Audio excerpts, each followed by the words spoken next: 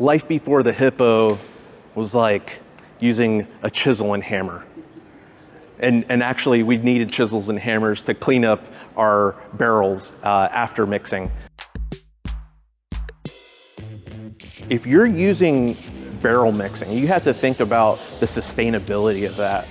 The manpower of holding a drill, you're pulling water out of buckets, you're cleaning those barrels, you're pouring that barrel into your mix, and the sides of it are getting dirty. It's just not a clean way of doing it. And if you're trying to pour at 1/4 of an inch and you have little pebbles flaking off of the side of your barrel, it's gonna affect the finished product. Before Hippos, we would have 2 bags coming to the mix at one time.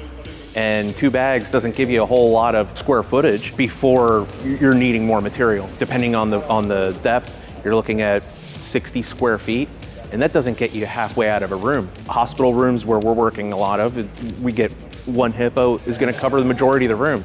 You're gonna be working your way out by the time you get your next mix. Now you're in the hallway. So it allows you to work much more fluidly and having more fluid material. You don't have as many mixes that you're trying to tie in. It really takes the work, it cuts it in half in the mix station, and it cuts it in half in the placement of the material.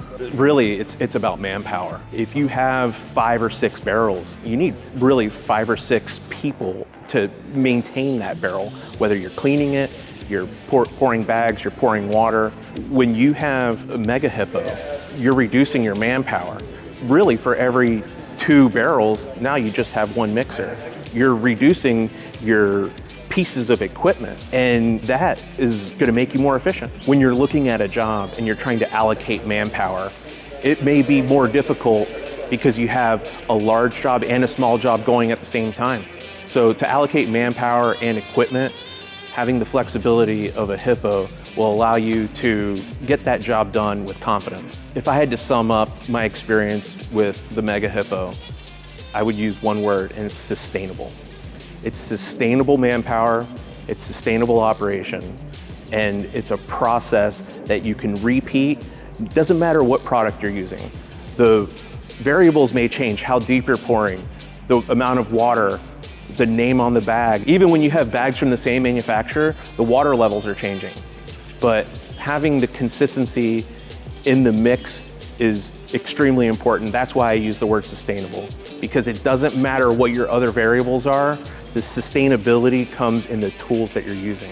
The Mega Hippo has given me the confidence that I have the best tools to perform the best work to the tightest tolerance.